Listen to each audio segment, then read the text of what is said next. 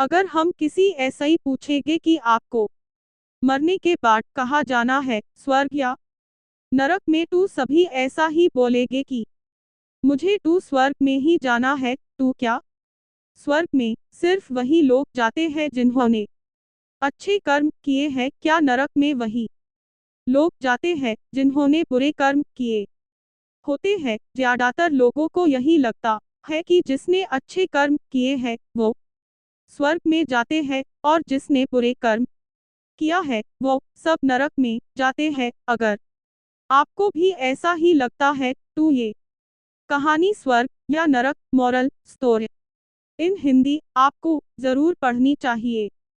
ये कहानी है एक साधु और नर्तकी की। किसी छोटे ऐसे गांव में साधु रहते था और उस साधु का काम गांव के लोगों को उपदेश देना था। उसी गांव में एक नर्तकी रहती थी। उसका काम लोगों के सामने नाचकर गांव के लोगों का मन बहलाना था। एक दिन गांव में कुछ कुदरती आफत आ गई और ये साधु और नर्तकी दोनों उस कुदरती आफत में मर गए। मरने के बाद जब ये दोनों यमलोक पहुंचते हैं तब इनके कर्मों और उनके पीछे छिपी भावनाओं के आधार पर इन दोनों को स्वर्ग या नरक में भेजने की बात होती है। साधु को खुद को स्वर्ग में ही आश्रय मिलेगा, इस बात का अंदाजा था। दूसरी तरफ नर्तकी के दिमाग में ऐसा कुछ भी नहीं था। यूं तो सिर्फ फैसले का इंतजार था। तभी घोषणा होती है कि नर्तकी को स्वर्ग दिया जाता है और साधु को नरक।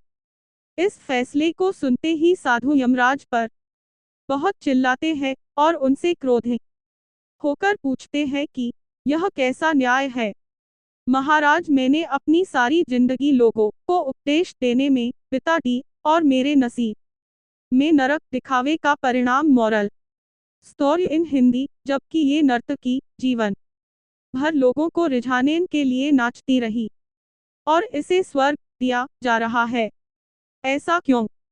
मेरे साथ ये अन्यायी क्यों? यमराज ने साधु को शांति ऐसा ही उत्तर देते हुए कहा कि ये नर्तकी अपना पेट भरने के लिए नाचती जरूर थी, किंतु उसके मन में यही भावना थी कि मैं अपनी कला को ईश्वर के चरणों में समर्पित कर रही हूँ।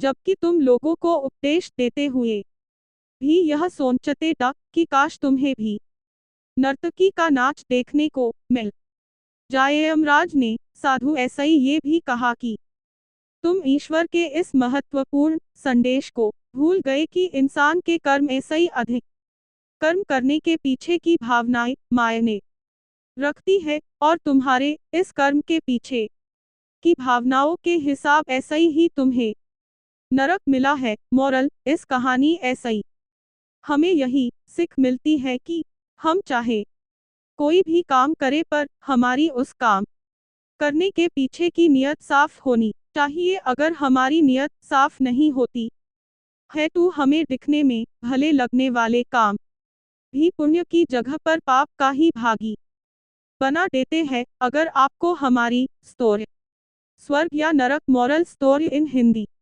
अच्छी लगी हो तो अपने दोस्तों के साथ भी शेयर कीजिए और कमेंट में ज़रूर बताइए कि कैसी लगी हमारी ये कहानी।